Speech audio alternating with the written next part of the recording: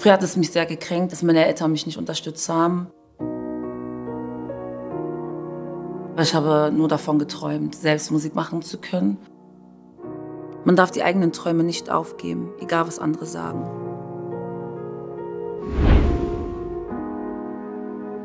Ich bin Pri, 21 Jahre alt und ich bin Musikerin.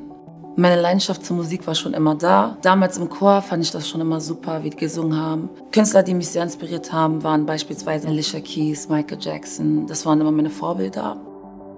Ich habe nur davon geträumt, selbst Musik machen zu können. Es gab damals Stimmen, die mich davon abhalten wollten, Musik zu machen, weil es einfach nicht üblich war. Dieser Konflikt entsteht dadurch, dass meine Familie vor ca. 25 Jahren nach Deutschland gekommen sind, aus Ghana, mit dem Traum, dass ihre Kinder etwas Großes werden. Vor allem ich als einzige Tochter der Familie eher einen Bürojob habe. Und dass ich jetzt die Musik mache, ist für die natürlich ein No-Go. Normalerweise haben die Männer meiner Kultur eine höhere Position als die Frauen.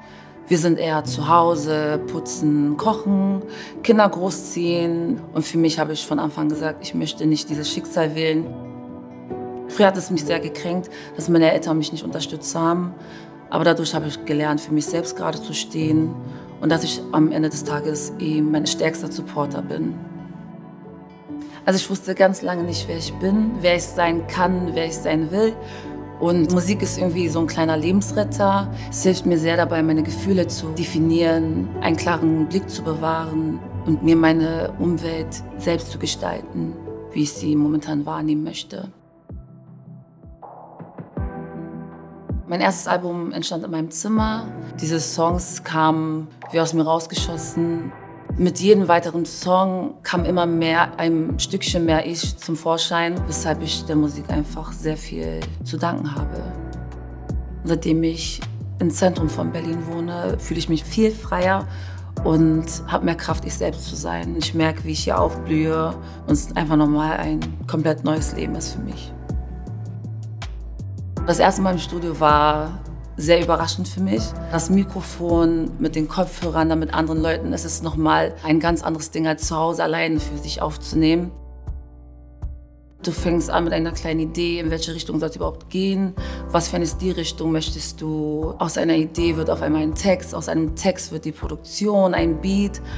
Und wenn du dann dieses Produkt in deinen Händen hast, sozusagen, überwältigend. Baby walk, trifft die Schritte auf dem Beat.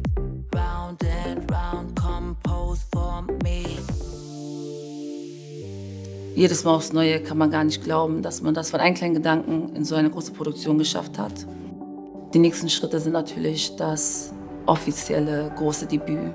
Das ist wie mein kleines Kind. Und das in andere Hände zu geben, ja, darauf bin ich sehr stolz. Die Welt kann von mir lernen, dass es möglich ist, seinen Weg zu gehen, für sich gerade zu stehen und dass es ausreicht, wenn man der erste Mensch ist, der an sich glaubt.